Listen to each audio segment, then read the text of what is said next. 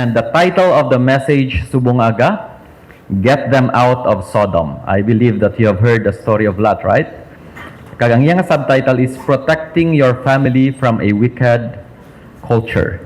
Kagang atong text ara sa Genesis 19, 1 to 29. We always do, we'll expound the Word of God from Genesis chapter 19, verses 1 to 29, and I invite everyone to please open your Bible. So, di nyo ako Kaya medyo lawig-lawig ini siya, pero kabay pang hindi ako maglapaw sa akong oras. Now, seeing our culture right now, seeing the world right now, I know you would agree with me. Nga ang sin subong is so prevalent that it becomes a norm. Right now, even young people can hardly distinguish what is sin, what is evil from what is good, what is sin from what is holy. Amo na kalala subong ang kalibutan nga istara naton. Our generation right now is so wicked. And ang number one nga gina-attack sang yawa is the family, right? Gubon ginaya sang yawa because this is the foundation of the society. When the family goes down, the nation breaks. The nation fails.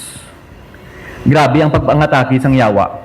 Now, to give you some statistics. 14 million Filipinos right now are solo parents. Okay? Damo na sang single mom. 1 out of 3 youths have already engaged in premarital sex. 1 out of 3. Okay? Kagaan mo statistics ha? 1 out of 10 teenagers have become mothers. 1 out of 10. That is very alarming. Ang depression sa subong, ang rate sa pagtaas ng depression almost doubled and tripled, especially among teenagers. Now, ang addiction to internet, social media, and even entertainment is so rampant. Right now, children spends more time in their phone compared to talking with their parents. Now, tell me if we are not under attack. If we are not in a crisis right now. I know you would agree, even lang sa inyo panimalay, nga haluson pa lang kamo magkita ay kag mag-istoryahanay, kay nga ang tanan-tanan nga members ng family ara sa ila cellphone. And sometimes I am guilty of this. Upod kamo sang inyo asawa. Imo asawa gani. Imo bana. Sa katre. Pero gatilikoday ka mo kay nga mansig kapot sang cellphone. Pornography and drug addiction rampant.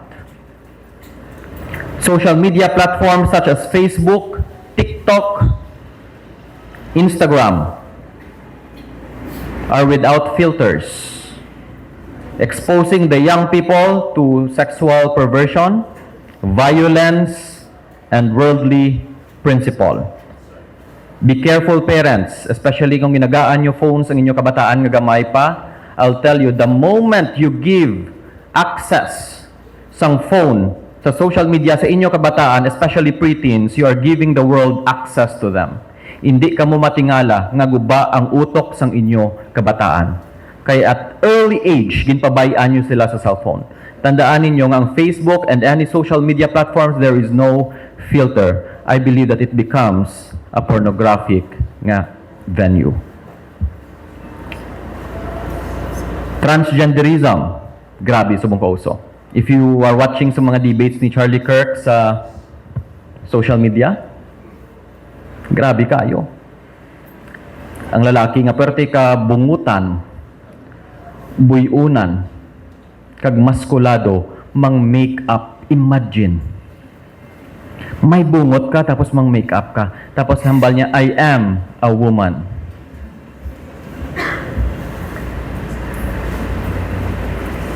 Feminism. Grabe subong ang sense of entitlement sa mga babae. And a lot of teenagers right now is okay with divorce. And sa akong na-notice, no? And I've heard, even there is a church, I've heard one conversation nga may nagambal sa akon, nga ang abortion ko, no, is okay because ang fetus is not human. Pamatiin nyo lang mga debate. Ma'am, balasa is just a cluster of cell. Imagine that. The belief right now, and it's okay nga pagpa-abort ka, kay nagbusong ka. And you wouldn't take any responsibility for that baby. Because they believe that that fetus is not human. Grabe, subong ka-twisted ang utok sang tao. Ang culture right now is so dark and it is so wicked nga dapat kita nga mga ginikanan should be alarmed. Dapat alarmed na kita subong. And yet, kasubo kayo nga a lot of houses, a lot of households right now are not even aware of the dangers of the society that we have right now. The kind of society that we have right now. Grabe ang pag-creep in sang society. Sang una, makontrol mo pa ang bata mo not to go with their friends, mga barkada nila nga ungodly, subong hindi na. Why? Ang society is already inside your house because of phone and internet. May access ang kalibutan sa aton subong. And so this is a challenge to all of us, especially sa mga ginikanan. Because makibot damo ginikanan nga gakakibot nga ang nag-amo na ni ang akon bata subong. Sang una daw hindi man ni kabalo mamuyayaw, kag wala man sing may kapamuyayaw sa sulod balay, pero nakibot ka ngang imo bata 6 years old pa lang tigda na kaayo mamuyayaw, and by the way normal na subong. Even akon bata si Sugar sa school nila, gareklamo na daddy, perte mamuyayaw ang akon classmates at that very young age. Kagin storya man to ni Pastor Jepo, yung tupad balay nila nga bata, 4 years old, Pastor, no? Imagine that, 4 years old, kapamuyayaw na. Now, what will happen to the next generation if kita nga mga Christians could never stand up for what is true and for what is right, and hindi ta ma-influence ang aton family in a godly and spiritual environment? What would happen to the generation? Now, if there is one nation, one culture that could accurately represent isang generation man naton subong, kabalo ko ano yun ang nation? Ano nga city na? It is the city of Sodom and Gomorrah. We know sang story. We know kung ano ni kahigko ang ini nga city. And sa aton nga pagatun-an subong, Lot, the nephew of Abraham, dwelt in that city. And sadly, even si Lot nag-compromise. Na-influensya sang society, na-influensya sang culture kung sa diin ara siya. Now, the Bible says that we are in this world, but we are not of this world. We should know our stand. Now, who is Lot? Lot is Abraham's niece. Tsakto? Kay uncle niya si Abraham, a nephew, okay. Ano kaya ang niece niya? Babae na yan, no? Kita mo lang. Ang niece ko na tuhod, may toes. Grabe nga mga joke, no? Hindi na magbuyana. So, nephew. Okay, correct. Kaya ang utod ni Abraham, tatay ni Lot. And then, since napatay ang tatay niya si Haran, gin-adopt siya ni Abraham. Okay? So, sang gitawag sa Ginoo si Abraham, from the land of Ur, or Babylon, and gin-pa-travel na pagkato sa Canaan, gindala ni Abraham si Lot, ang iya nephew, gin-adopt niya, as if nga iya bata. As if nga si Abraham, tatay niya. Okay? Now, one day, sang gin-bless ang Ginoo si Abraham, Of course, dalaman to si Lot Kaya under si Lot sa household ni Abraham, sa care ni Abraham. Sa bless ang Ginoo si Abraham kag si Lot, nagdamo ang ila kasapatan. And tungod nga nagdamo ila kasapatan, may conflict na natabo sa ila herdsman. May nag-aalaga sa ila kasapatan bala. Now, because tama na kadamo, nag-agaway sila sa lugar, nag-agaway sila kung di nila ginapainom ang kasapatan. Kag-ambal ni Abraham, Lot, hindi pwede nga may dispute kita. Kag ang aton property, ang hindi nga blessing ang ginatag ni Lord, tama na ni kadako for us. Nakabalo ko man ng ginimo ni Abraham, okay Lot, I think we need to separate ways. Okay? So, amo na ginimo ni Abraham, Lot, ikaw una pili ha. Kung ano nga lugar ang pilion mo, then, of course, hindi ako magkanto dira. Kung ano ang bilin, dira ako may star. Now, diri kita ma-start Genesis 13 verses 10 to 11. What we will study subunga is this. We will learn from Lot's mistake. Because Lot committed a lot of mistake. Okay. Number one mistake niya, he chose the wrong Lot. Naari. So, ang hambal nila, hindi ka magabal sa katao nga wala ka ganyan pulos. No, tandaan ninyo, no? Bisan no pa nakadungol ang tawo, may pulos gina siya. Nga, he could serve as a bad example. Okay. Pwede mo na hambalan tupad mo, dungol kasi mo ay kaya pulos. Ay, hindi, may pulos ka you could serve as a bad example. Okay. Nari. And ang tunan natin subong, kung paano naging example sila, but in a negative way. Okay? I believe that we could learn from the mistakes of others. Amen? And kabay pa, hindi na naton pagsuliton kung ano ang failure nila. Kagtunan na naton subong aga. Okay, number 1, ari sa Genesis 13 verses 10 to 11. Sangin papili na sila ni Abraham, hambal dira. Lot looked around and saw that the whole plain of the Jordan towards Zoar was well watered, like the garden of the Lord. Oh, like the Garden of Eden. Patay. Okay.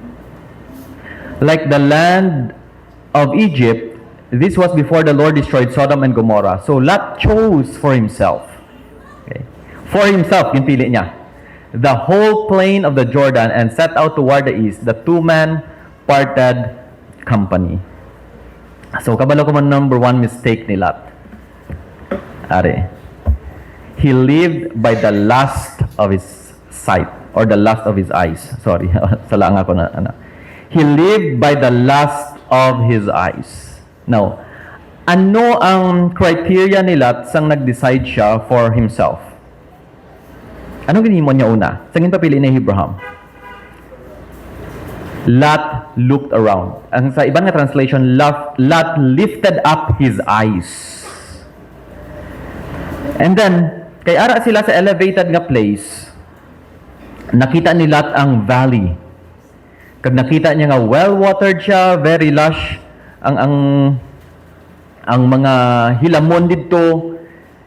And ideal gid sa pagpadamo sang iya nga flock. Now normally, amo magidang obraw naton if we were in Lot's place, right? We would seek a greener pasture. Now number 1 nga mistake nato namo ni siya. We usually live by sight. By sight. Ang basis ng atong decision making is that the plan of God for us. Ang basis ng atong decision making is money, prosperity, comfort. Am I right? Is that correct? Di ba la? Especially no, kung if there is a job offered sa imo, wala ka nang kapamangkot, Lord, is this your plan sa life ko? Hindi. Kung dako gani ang sweldo, grab dayon. Di ba la? If you are looking for a partner, ara ka na bisa edad nga daw, kung sa term na nila, magsakay sa lakyan, last trip ka na.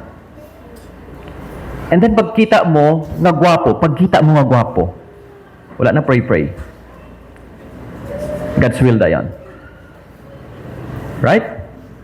Pero sa case nila, hindi lang gid niya by sight ha, but rather by the lust of his eyes. Kaya nga, that field, nga gin-describe dito, nga daw parihugin ko sa Garden of Eden. Kag parihugin ko sa land of Egypt. Nami kaayo, I don't know kung ano tong itsura sang place. Pero ideal siya for prosperity, for success, and for comfort. And these things usually, amuni ang ginauna sang aton family over the Lord. And sadly, even Sundays kanina ito na ginakuha because my work, because my business opportunity, we can never give time for God. Why? We prioritize success and money. We think like the world. And the reason why sometimes ka frustrated ikaw sa kabuhi nimo, and the reason why you can't handle trials sa life nimo, why? Kung may kabudlayan, galalain ka gid, mapatay ka, depressed ka gid. Why? Because you have worshipped comfort. You have worshipped success. Na you think that in this life, ang comfort ang number one. Dapat comfortable ako, dapat okay ang tanan sa kabuhi ko, dapat wala ako problema. Dapat amo niyang life ko. That's the reason why a lot of us are disappointed sa kabuhi. Because we think that ang ultimate thing sa sininga kabuhi is comfort and success and prosperity. Utod, be careful. Especially if you are building a family, kay basi amuni ang culture nga ma-develop sa sulod sang panimalay, that the children will think that the ultimate thing sa kabuhi is house, big house, with many cars. Ay utod, kung mag-amo naman lang na, pamana ka na lang kontraktor.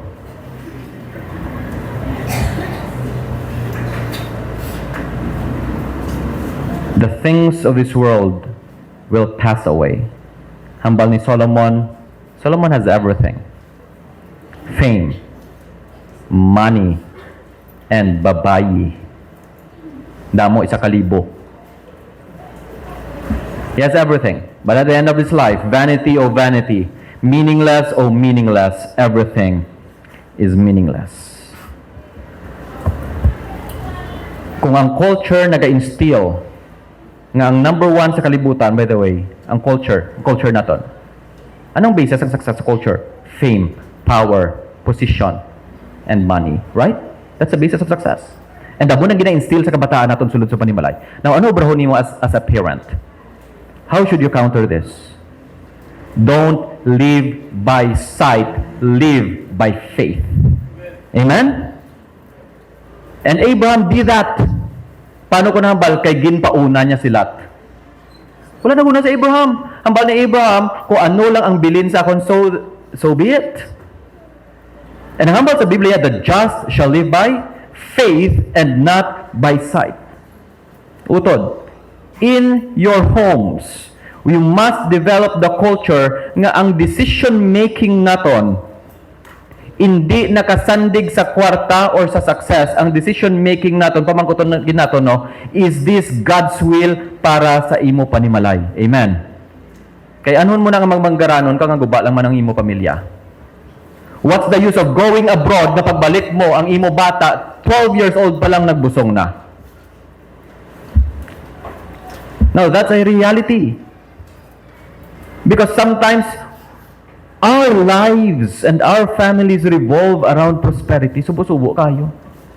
Nang permil nyo lang ginasurihan sa inyo nga kalanaan, puro kwarta, puro balayran, pero may kagareklamo kay why naman tasudan nun buwaso, ano ni man? Na instead nga magreklamo, pangamuyo ka mo, tingob ka mo sa family, Lord, wala sudan buwas, but I know nga you will supply. Right? Develop a culture of faith.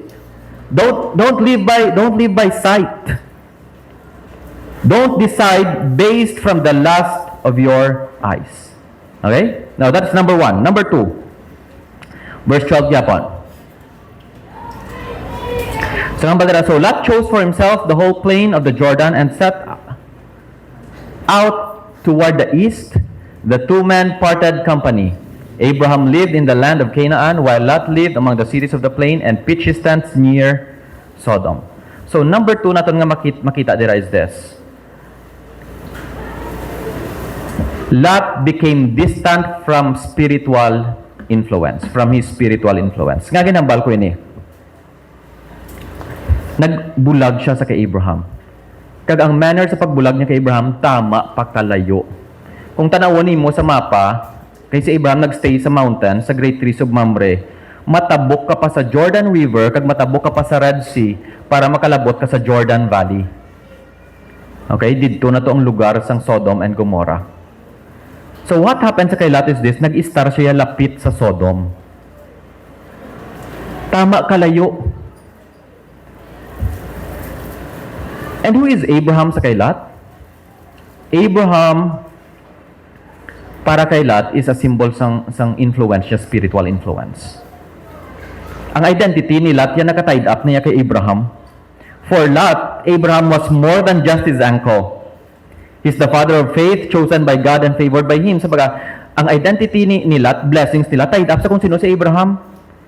Kag kung i-summarize nimo ang life ni Lot into 4 words, amo lang gid niyo, he is with Abraham. Amo lang gid na. Mamangkot ang tawo be, sino ka? Mahambal si Lot, I am with Abraham. Dira na ka-tied up ang iyang faith.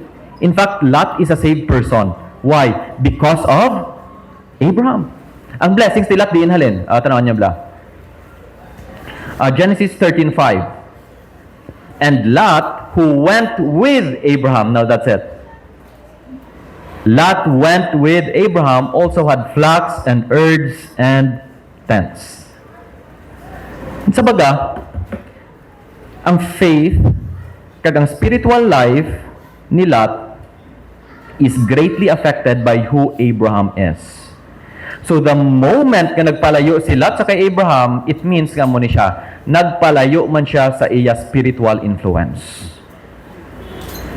And don't you know, nga kung sino usually ang upod nimo, amo man na ang maga-influence sa imo. Kung diin kalapit, kag kung sino ang tawo nga permi ginaupdan nimo, dugay-dugay amo ka man na.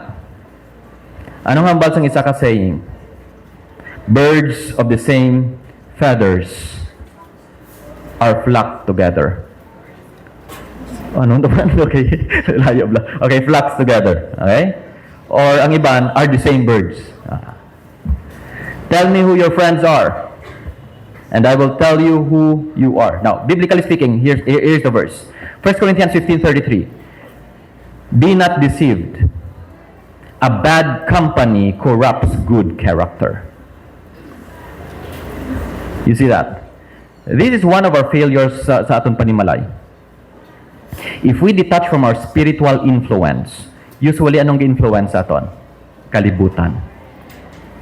Is it true? Tingin niya bala, hindi magsimba-simba bala, and then upod ka mo sa mga friends yung unbelievers, kag magtambay ka mo dito sa kapihan, kag mangkutso-kutso, or magtambay ka mo dito sa ilimnan, kag mag-inom, kag magstorya, kag magkita babae. Storya, hindi mo kag mangita babae. Now tell me, kung ano ang kalala, ang influence ang imo ginaupdan. Right? Because a bad company corrupts good character, and this is what happened sa kay Lot. Nagpalayo siya sa kay Abraham, and then nagpalapit dito sa wicked nga culture. As for us, Christian parents, fathers and mothers and family, for us it means not attending the church, not reading your Bible, not praying, not spending time in Bible study and fellowship, and not seeking spiritual advice. That's it. The moment you detach your spiritual influence sa imo panimalay, that's the start sa pagsulod sang worldliness kag sang wickedness sa inyo kabataan. That is why I always encourage you, do not make Sundays optional. Do not make worship and listening to sermon optional. As much as possible, join ka mo sa fellowship. Join ka mo sa Bible study. Create a culture sa inyo panimalay nga ginauna ang Ginoo, hindi ang kalibutan. And I praise God for my mother and my father. Kaya nga, ginapilit ko nila magsimba. There are times ang una nga daw, hindi ko yung magbangon every Sunday morning niya. Pero ginaguyod ko ni nanay. You know what is happening right now sa mga youth naton? Parents have no control over the spiritual lives of their children. Kaya nga, maakig si Nini. Hindi ko na siya mahagad kay ma-offend siya. Gapudag-pudag siya bala pastor. Kagapanglak. Nakulbaan pa ang ginikanan sa kabataan. Utod, it's not too late. Be in the house of God. Be excited to go to church. That is your spiritual influence. Kaya kung sino ang permini mo ginaupdan, amo ka man sina dukay-dukay. Amen? Now, number 3. What happened sa kay Lot? He underestimated small compromises. Okay. Nga, ano ginimo ni Lot? Ano ginimo ni Lot? He pitched his tent near Sodom. Tanaw niya dira. Din siya nag-star sa tupad. Now, during the time, bantog ng Sodom and Gomorrah sa ila wickedness. Kabalo si Lot sina. That's why wala siya dayon nagsulod sa city. Right? Anong ginimo niya? Nagpalapit lang siya. Kung sa aton pa language, nag-flirt lang siya gamay Flirt lang una. Diba? Little compromise. Gagmay lang. Okay, because we think, that if we play with sin, sometimes we can handle it. True? There are things sa family naton nga wala tam lang ginasapak, kay gamay lang man niya. Ang pamangkot, di nahalin ang dako sa gamay. And tanaw natin kung paano ni nag-grow karon and nag-destroy gid sa bilog ng family ni Lot. Di nagalin again, nagtupad lang man siya. Di ba usually dira lang man nagtupad-tupad lang man kamo tapos dito nag-grow. May spark na. From spark na himo na nga kalayo. And tungod ginagalayo na kundi sunog kamo.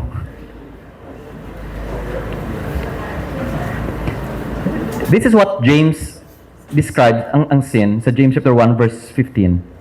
That sin starts with desire. And then you yield to the temptation, and then you committed the act, and then that sin grows, and then it results to death. Nagadako ang sala, pero di nalin ng dako again sa gamay. Little compromise. There are things sa family naton nga gamay lang man niya, wala kaso Pero kibot ka nga later on, ang ay na nga gamay nga butang, amo na ang nagdako. Kag hindi mo na makontrol. Kita nawan ninyo what happened next. Genesis 14, bala jump ka mo. Wala na dadira, I think. Ayari. Okay, sorry. Now, from sila ko din nag-start sa near Sodom. Kabalo ko mo what happened? Next account, Genesis 14 verses 11 to 12. Ara nagit siya sa sulod ng Sodom. Gamat-amat. Gapasulod or nagalala. Tanaw niyo bala verses 11 to 12. Now, there was a war during the time. And ang war is between King Kedorlaomer with his 3 allies, and then kontra nila ang King of Sodom with his 4 allies. So, nag-away ang duwa ka kings, ang grupo sang kings, and then naperdi ang King of Sodom ni King Kedorlaomer. And Lot was captured, and later on, ginsave si Lot ni Abraham with his 318 men. Okay, ginsave to siya ni Abraham. Kagin-bless, actually gusto i-bless ni sang King of Sodom si Abraham because of what he did. Kaya not only ginsave niya si Lot, ginsave niya ang bilog nga city. Kagang king. Okay? Now, tanawan ninyo bala. Ang hambal dira, the 4 kings seized all the goods of Sodom and Gomorrah and all their food. Referring sa kay King Kedorlaomer ang nagconquer sa Sodom and Gomorrah. Then they went away. They also carried off Abraham's nephew, Lot, and his possessions, damo, okay, his possessions, meaning nagmanggaranon si Lot, since he was, tanaw niyang next phrase, living in Sodom. From being near Sodom, di na siya subong nakita. He is now living in Sodom with his possession. Nagdako siya. Pero amat-amat na siya pasulod into an ungodly nga culture. Wicked nga city. Now, tanan ninyo ang verse Genesis chapter 18 verses 20 to 21. Jump kita dira. Di rin ng next account. Then the Lord said, the outcry against Sodom and Gomorrah is so great and their sin so grievous, that I will go down and see if what they have done is as bad as the outcry that has reached me. If not, I will know. So diri naton makita kang introduce diri ang city of Sodom and Gomorrah. Okay, ang Sodom is a different city from Gomorrah. Gomorrah tupad yana. Now diri nimo makita nga ang Sodom is a wicked nga nation. Kag doon ana naton kung ano ni ka wicked, kag dira nag-star sila. Kung basahon nimo Ezekiel 16 verses 49 to 50, ang Sodom gin-describe as a city of pride, greed, oppression, and neglect of poor, abuse. Pretty much a definition of our culture right now. Grabe ang pride, grabe ang greed. That is how God feels about sin. Because God is a holy God. Amen? Kag nakita sang Ginoo ko ano ni kaulumol ang Sodom, ko ano ni kaulumol ang Gomorrah. It is a city of sin. It is an ungodly and wicked culture. Now, we will go sa main story naton.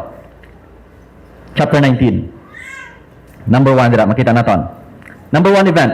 The angels arrived at Sodom in the evening. Genesis chapter 18 nagstorya dira ang may tatlo ka men nga nagkadto sa kay Abraham. And it happened nga ang duwa angels, ang isa Ginoo. Okay? Ang isa dito actually si Jesus Christ. Okay, I'll prove that later sa inyo. So nagpabilin si Jesus and nagstorya siya upod sa kay Abraham.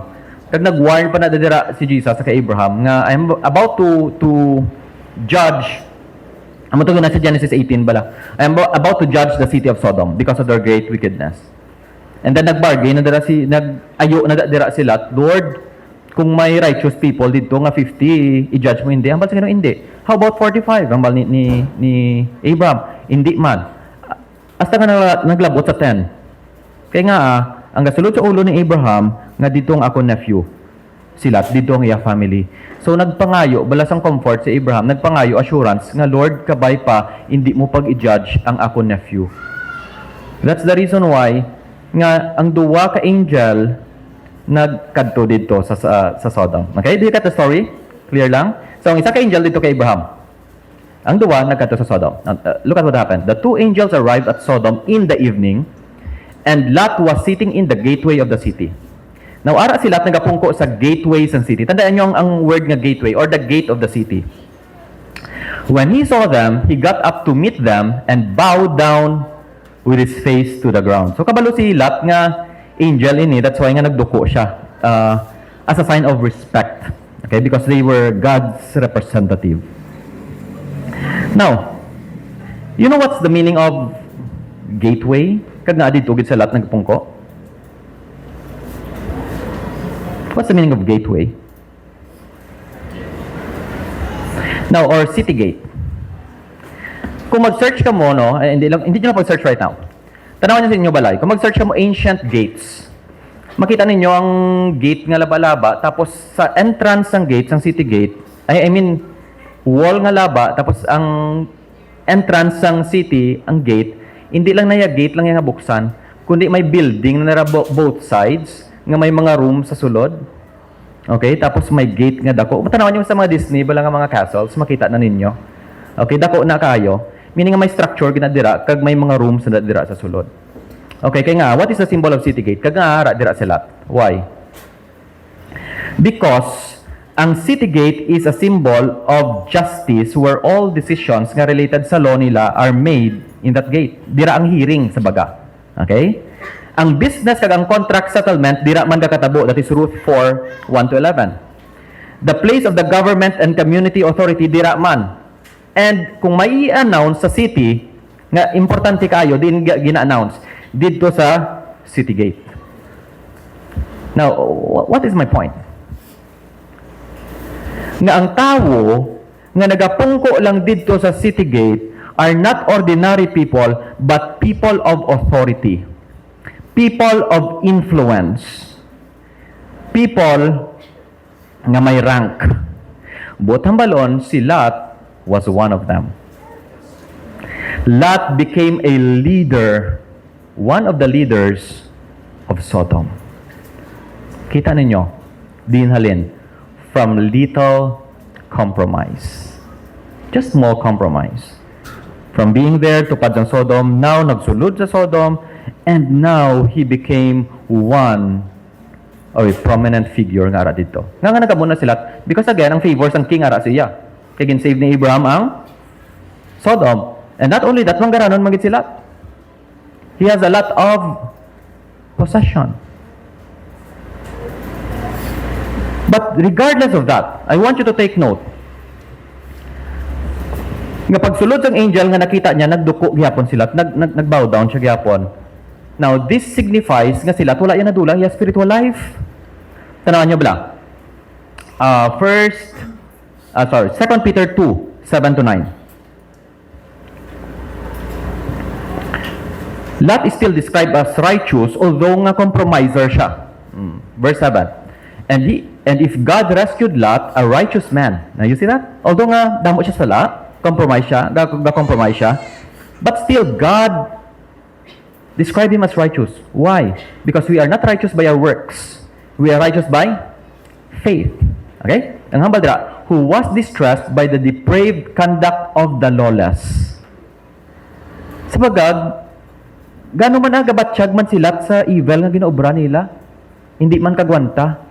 Oh, for that righteous man living among them day after day, adlaw-adlaw ginatorment siya, was tormented in his righteous soul by the lawless deeds he saw and heard. Imagine every day you are in a place of position, ara ka sa city, makita mo kung ano ang mga sala sang tao dira. That although nga Christian ka, hindi ka makahalin. Why? You have your family there. You have your position there. You have a power there. Budlayan siya makagwa. And do you know what? Tanan kita can all relate to Lot. Correct, hindi? Because we often choose to compromise, to struggle with sin, blend into culture, thinking that we will just be fine. And yet, at the end of the day, we are always in need of God's grace to deliver us. Hindi kita kagwa, right? You have your barkada, especially mga young people. You have your office mates nga kabalo kang hindi sila dapat updan. Kay ginadala kanila sa lain. Pero ang pamangkot nga, sige kagyapon upod sila. May mga trabaho kita sometimes gaka-compromise ang aton godly principle, right? Especially kung ara ka sa government, butang tabi, congressman ka, pero Christian ka, budlay maghalin. That's why we need the grace of God nga mag-pull out dira sa aton pagwa. And amunang natabo kay Lot. So kasubo kayo, naglala ang situation ni Lot. Now, number 4 na mistake ni Lot is this. He embraced an ungodly culture. Sodom became his identity. He compromised so deeply that he began to blend in with their culture, with their politics, and even with the way of their life. Nagaaway ang iya kalag, kag ang iya decision para sa iya kabuhi, kag para sa iya nga family. Lot struggled with sin. And yet, he remained there. And I can relate. Because a lot of us is like Lot. We want to get out of sin, but we can't. Amen.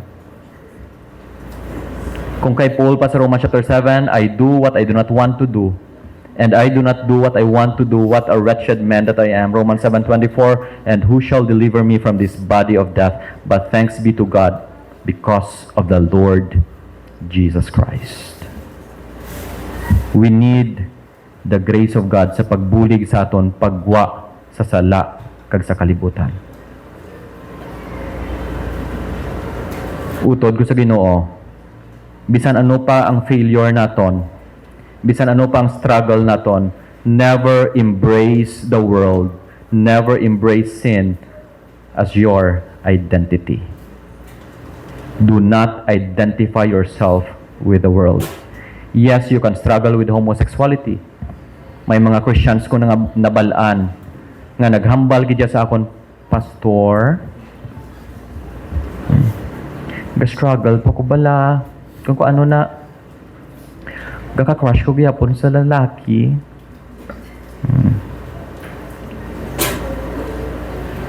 And sometimes, may message ako, no? Sorry, iambal ko na. May nag-message ako ng bigad. Amo na ginambal niya sa akon. And then, nakibot ko, nga each time mag-post ko sa picture, ga-message kinasa sa akon. Ginadayo-dayaw yan ko bala. Okay, pero lalaki bro, hey bro. Ito lain na ni how. Okay, galing ka-struggle. And then later on, nakita ko, naging fully embrace niyang kalibutan. It's one thing to struggle and another thing to fully embrace. Amen? You can struggle with culture right now. You can struggle with sin. But never embrace ungodly culture. Amen? Now, verse 2. Lasigo na to. Okay. So, my lords, he said, please turn aside to your servant's house. You can wash your feet and spend the night and then go on your way early in the morning. No, they answered. Ang mga angels, hindi. We will spend the night in the square. Square means plaza. Okay. But he insisted so strongly, that they did go with him and entered his house. He prepared a meal for them, baking bread without yeast, and they ate. So nga nag-insist kit sila nga hindi ka mo magtulog sa plaza because Lot knew nga ina nga mga angels guwapo. Now, I warn you nga hindi tanan nga guwapo angel. Kaya ang iban, devil. Okay? Because Satan can disguise as an angel of light. Okay? Di ko guwapo, pastor. Gali kay guwapo man gusto niya. So, kabalo na sila kung ano matabo. And so, nag-insist sila, tabal nila, okay, punta mo sa balay, kayo lutuan ko kamo sang bread, like burger, right? And ginluto niya para sa mga angels. That's where angels' burger came from. Amen? Hindi na mo. Okay, hindi na mo. Sala na nga doctrine. Okay, baking bread without yeast. And they ate. Nagkaon sila. Now, look at what happened. Verse 4.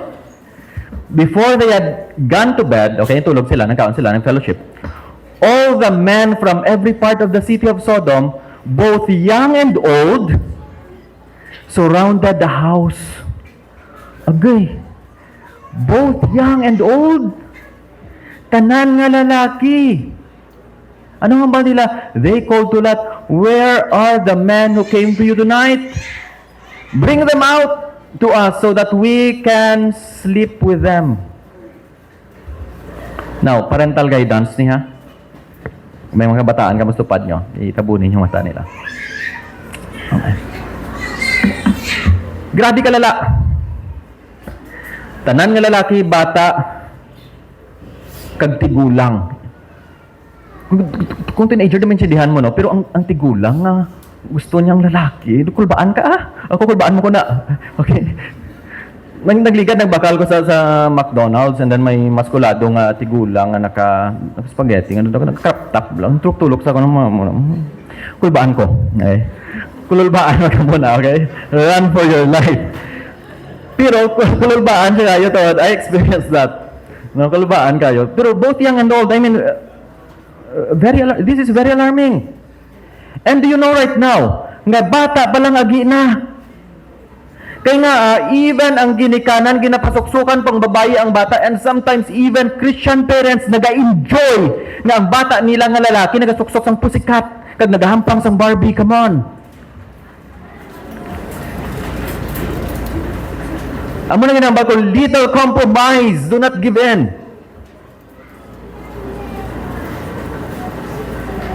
Gamay pa lang. Sang una sa amon time, by the way, hindi pa ni amo karampant. Pero subong grabe, nagid kaayo, wala nagabata, pero nagadamo. And this is very alarming. Kaya nga, nagkadto sila, nagpilit sila, ginlibutan nila ang balay nila, tanan nga lalaki, amo ni kadasig, by the way, maglapta ang sala. Bago pa lang kaabot, nagkaon lang sila, tapos damot-damot tanan nga lalaki, at tinusagwa ka tipon. Amo na ginagwapo ang angel, ha? Di ba lang kung may mag-abot ng artista, ginatipunan? Artista pa lang na, pero ano pagadayan ng hell? Wow. Ano yan kagwapo to? Right? Grabe. Evil was so aggressive na to the point nga ang ini nga mga lalaki, they lost control over their lives, lust controlled them. And this is what is happening right now sa aton society, nga wala na control ang aton kabataan over their desire. Sobrahan ba lang kilig, hindi na makontrol ang emotions. Why? They are controlled by sin and by lust. Wala na conscience against sin. Bring them out, tambal nila sa kay Lot, so we can sleep with them. So verse 6 ang hambal. Lot went outside to meet them. Nagwa si Lot and shut the door behind, sa niyang balay, and said, "No, my friends." Now notice this. Ano tawag ni Lot sila? Friends. You cannot be a Christian and become a friend of the world. Hindi pwede. You can struggle with sin, but never become a friend of sin. You can become a friend of sinners, but not of sin. No, my friends, don't do this wicked thing. Look, ari alala pagid. Anong balilat?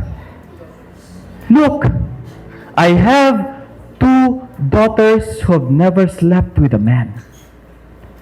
Let me bring them out to you, and you can do what you like with them. But don't do anything to these men, for they have come under the protection of my roof. Sakit-sakit. Kangilo. And don't you know, nga based sa scholars, ang edad ng kabataan ni Lot is around 14 to 16 years old. Nga amo ni how? Because during the time, ang culture, amo niyang practice sa culture, na kung may bisita ka, dapat by all means, protektahan mo ang imo bisita. Now, that is the culture. God never said that. Because you are supposed to be a father first before a man of the city or a man of a nation. That's your first job. To protect your family, to protect your daughter. Pero nung natabo diri, ihatag pa ni Lot sa mga lalaki nga didto. Imagine ko ano to kadamo. Ay nano nga utok. Kita ninyo, again din halin ini sa little compromise. Why? Compromise corrupts judgment. When we make little compromises, we will be shocked to find ourselves doing unimaginable things. My friend, utod ko sa Ginoo, I don't know if you have come to a point sa life nimo nga nakahambal ka nga hindi ko magpati nga mahimo kung ini nga bagay. I've been there. I thought I could never do that. I thought I could never commit that sin. But I found myself committing the very sin that I hate the most. Why? Because of little compromise. Failure ni Lot. Lot failed as a father and spiritual leader. He failed big time. Daughters mo to. And by the way, wala yaman to na dayon. Praise God. Kaya nga may angels. Pero ang ini nga mindset ni Lot, you know what happened sa daughters ni Lot later on? Ang ini nga mindset ni Lot nga he could compromise his godly principle over sa iya kabataan, gin-carry over ni sang iya kabataan kay nga Aryo, lala pagid. Amo ni ka wicked ang Sodom and Gomorrah. Not only nga ara sila sa culture, ara sila sa Sodom, and God wanted them to get out of Sodom, but the problem is this: Sodom is in them. Why? Sang nakagwa na sila, nakasurvive ang duwa ka bata ni Lot, natabo mo ni, ginhubog nila si tatay nila. Kaya hambal nila, wala kami bana, hindi ma-preserve ang amon family, so hubugon ta si tatay, kabalo na kamusang natabo ang hindi dapat natabo. Kag nagbusong sila nga duwa, kag ang ila bata, ang ila lolo, kag ila tatay isa lang. Okay, intindihan niyo ba? Una kwa nyo? Imagine may classmate tong bata niya. Sino lolo mo? Aro? Sino tatay mo? Aro? Ha? Isa lang. Okay, amo na, tabo. Subo-subo. And you know what? Genesis, okay. Tanaw nyo, Genesis 19:36. So both of Lot's daughter became pregnant by their father. The older daughter had a son, and she named him Moab. He is the father of the Moabites. The younger daughter also had a son, and she named him Ben-Ami. He is the father of the Ammonites of today. And by the way, who are the Moabites and Ammonites? They become idolatrous nga tribe, nga people, and they have become the enemy sang mga Israelites. Makita niyo na sa Bible, Moabites and Ammonites. Kita niyo? Ang Sodom and Gomorrah, although God destroyed them, it rebirthed sa family line ni Lot. Amuna ka grabe if we succumb sa God and godly nga culture, nagalatay. That is why we should kill sin before sin kill us. Hindi lang yan sa imo generation, galapta na. Okay? So, verse 9. Going back, okay, Genesis 19, verse 9. Get out of our way, they replied. Hambal nila pasudla kami. Nagwa sila, di bala? Hambal nila, hindi nyo pag-ubrahan ni. Ari ba ako bata? At ako sa inyo. Hambal nila, hindi. Gusto ginamo ng angel. Get out of our way, they replied. This fellow came here as a foreigner and now he wants to play the judge? Oh, gapang isog na subong, although he is one of the leaders, no? Well, treat you worse than them. They kept bringing pressure on Lot and moved forward to break down the door. Ginduso pa nila si Lot until to the point nga daw maguba na gid ang pertahan. Gubon gid nila tong pertahan kay sudlon gid nila. Now verse 10. But the men inside reached out and pulled Lot back into the house and shut the door. Ginbutong nila si Lot pasulod kag ginlakang door. Then they struck the men who were at the door of the house, young and old. Ang ara lang dito sa pertahan, not everyone by the way. Ang ara lang dito sa pertahan, ginbulag sang angels and they could not find the door. Kapangalapkap sila. No, di na kita. So, makita ni mo dira, no, that they pressured Lot, they made threats, and they used force to get in. Now, sinful society will always bring pressure, making you surrender to its demand. Remember that sin and society is always aggressive. That is why hindi kita dapat ng mga Christians passive. And that is what I love, by the way, sa pagpatay kay Charlie Kirk, no, may revival bala nga dapat ang Christians hindi kita makulbaan to speak against sa lies ng yawa, against the lies ng society. Be bold, be firm. Stand up for what is true, stand up for what is right. Hate evil. Love sinners. They need Christ. Amen? Now, ano gini mo dire, verse 12? Sa hambal dira, the two men said to Lot, do you have anyone else here? Sons-in-law? Sons or daughters, or anyone else in the city who belongs to you? Or basi may ang herdsman mo, ara pa to? Sinobi ang part ng family mo, sa mga angels, panawga sila. Kaya nga, get them out of here. Because we are going to destroy this place. The outcry to the Lord against these people is so great that He has sent us to destroy it. Now, may ara magiging nga members ng family nga wala dito sa sulod. Sino na? So, Lot went out and spoke to his sons-in-law. Kabalo mo din ang sons-in-law? Pila gani ka lalaki ang ara dito sa gwa? Gusto magsulod sa angel? Tanan, right? Do you think din ang sons-in-law ni Lot? Dito man upod sa mga lalaki.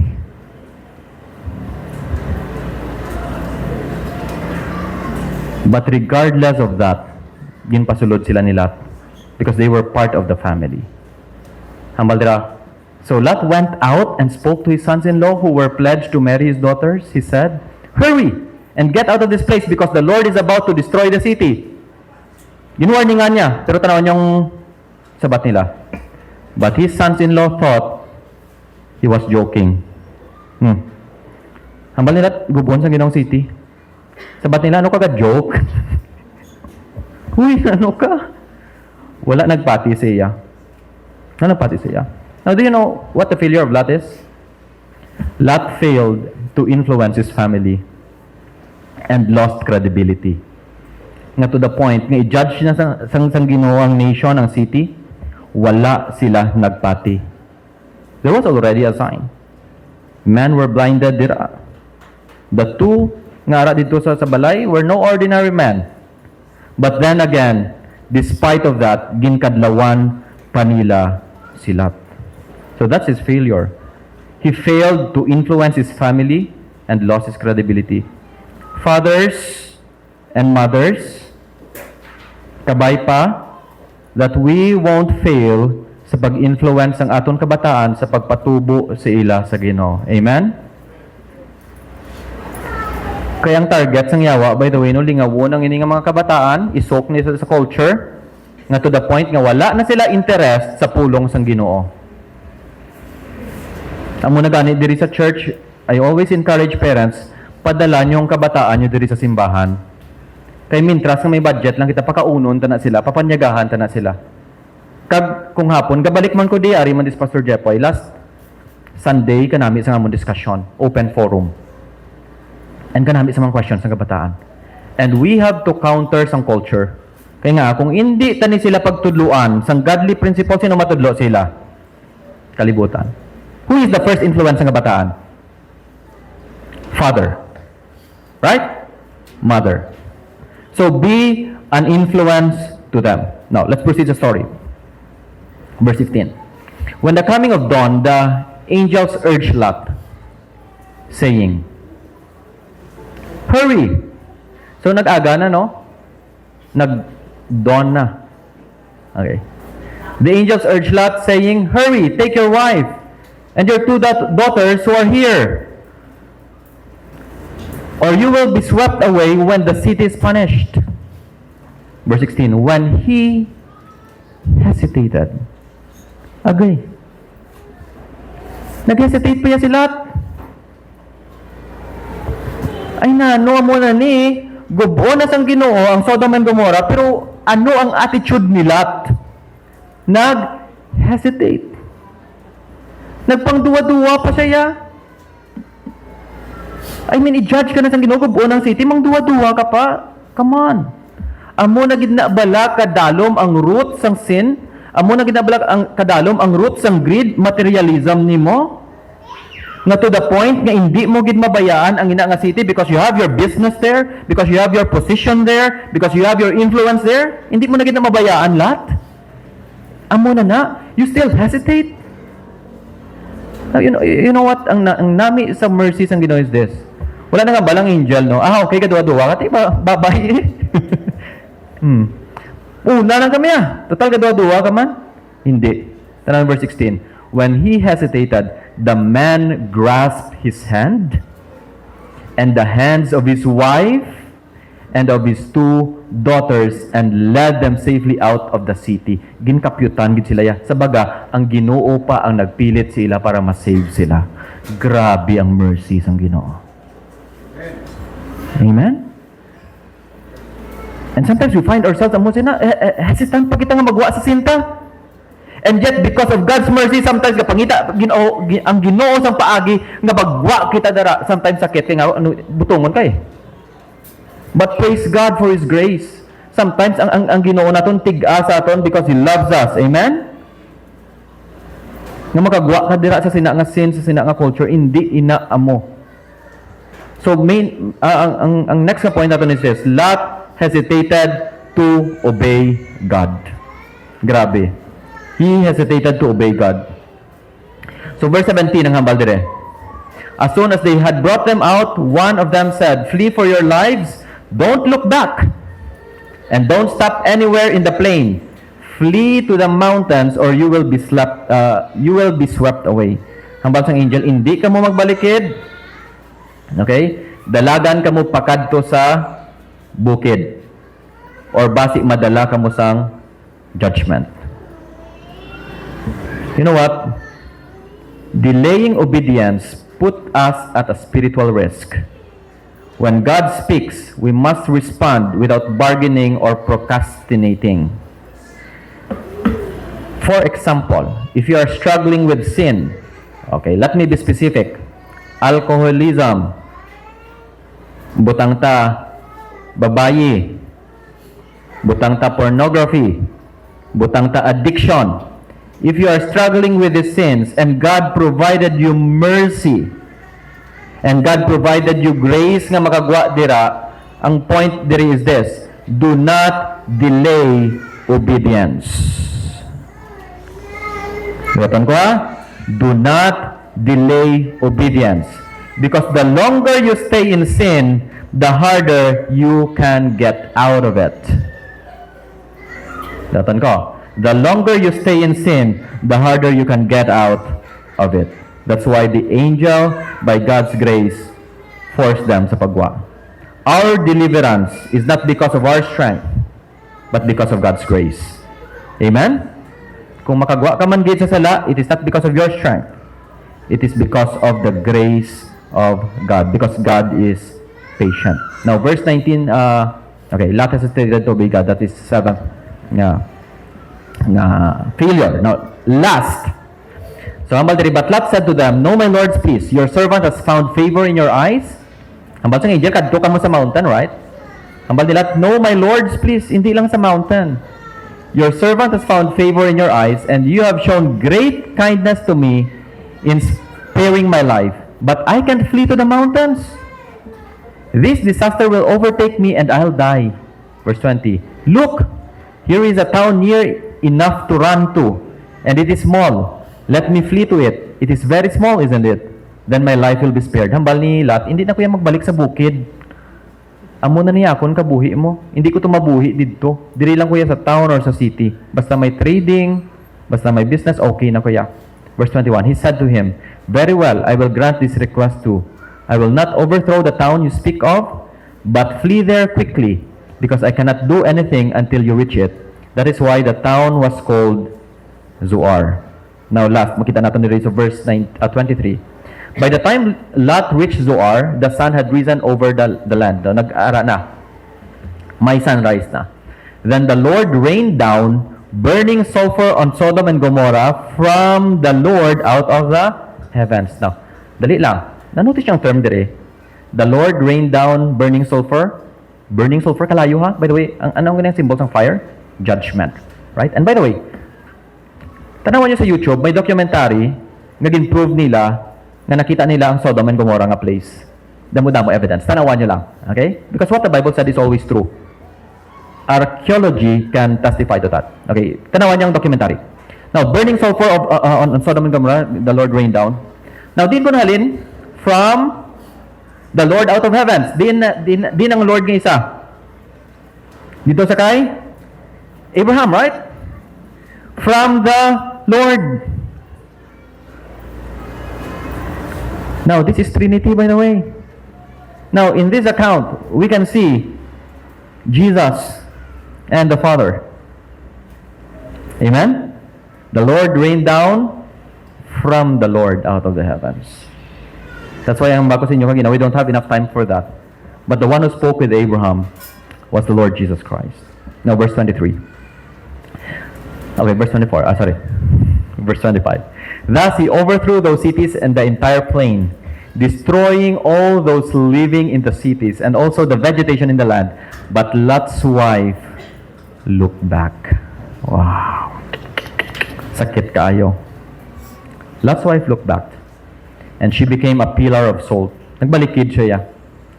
So early the next morning, Abraham got up and returned to the place where he had stood before the Lord. Now, going back, no, nga nagbalikid ang wife ni Lot. Why? Because Lot's wife loved her life. That's one of the failures sang family, ang wife ni Lot. Not only si Lot ang may failure, pati yung wife. Lot's wife loved her life. And ginjudge siya upod sa Sodom and Gomorrah. Nahimo siya nga asin. Now, Luke 17, tanawan nyo ba lang ni Jesus? Hambal ni Jesus. It was the same in the days of Lot. People were eating and drinking, buying and selling, planting and building. But the day Lot left Sodom, fire and sulfur rained down from heaven and destroyed them all. Verse 30, it will be just like this on the day the Son of Man is revealed. Hambal ni Jesus, wala na sing kinalain kung magbalik liwat ako. By the way, when Jesus comes again, He will not come as a Savior. He will come as a judge of sinners. judge of this world. Verse 31, on that day, no one who is on the housetop or on the roof with possessions inside sa balay should go down to get them. Likewise, no one in the field should go back for anything. Sabaga, kung mag-abot hambalin Jesus, kung mag-abot ako, wala na kamo time sa magpanghimo sa mga gamit yung agin pundar sa siningang kalibutan. Wala na. Kaya nga, ubuso na tana, papas na tanan. Amen? Because that is the destiny of the things of this world. Everything will be gone. That is why, kita nga mga Christians, hindi kita dapat magkabuhi para sa kwarta, hindi kita dapat magkabuhi para sa success. Now, these things are not bad. But if you make this thing as ultimate sa imo kabuhi, I'll tell you, ang imo kabuhi, magalibot lang gid sa material things. And later on, these things you will leave. Wala ka natin ni time manghimo sina when you die. Nga may dalon kagid puli sa tiya ka kinabuhi aw. So ano gid patay-patay mo? Nga you sacrifice your family for the sake of money, nga wala ka na time sa kabataan for the sake of money. Ano gid ang ginapatay-patay mo sa kwarta nga kung mapatay ka ibilin mo lang man na. That's the point of the Lord Jesus Christ. What shall it profit a man if he gains the whole world but loses his own soul? That is why ang hambal ni Jesus, wala na kamo tayong manghimos. Kagang namin diri sa verse 32, hambal ni Jesus, remember Lot's wife. Remember Lot's wife. Why? Because she loved her life. Kung plangga nimo ang kabuhi nimo diri sa kalibutan utod, you will lose your life. Because the only life that matters is the life lived for God. Amen? Ang hambal sang songa mo ni, only one life, so soon it will pass. Only what's done for Christ will last. You cannot bring your money with you, but if you use it for God's kingdom and for God's glory, you are bringing your money up there in heaven. You are laying your treasures up. Verse 33 kanami, whoever tries to keep their life will lose it, and whoever loses their life will preserve it. In fact, ang verse kini sa Matthew ginambal, whoever loses his life for my sake, hambal ni Jesus, will find it. Kanami namin. Ang tudtuod nga kabuhi utod, hindi ang kabuhi nga ginkabuhi para sa kalibutan, kundi ang kabuhi nga nakakilala kay Kristo, kag ang kabuhi nga ginkabuhi para kay Kristo, and at the end of the day, you can say with your family, bisan hindi ka mo nagmanggaranon diri sa kalibutan, bisan patay ka mo nga pigado, but you can say, for to me, to live is Christ, and to die is gain. Amen? But if you live your life for money, I'll tell you, you have a lot of money, but you are a poor person. Makaluluoy ka. That's why we can never and we should never allow ungodly culture, ungodly mindset, worldly nga principle nga mag-get in sa aton family. Because ang nagamatter at the end of the day is the Lord Jesus Christ. Amen? I hope you have learned something. Mag-pray kita.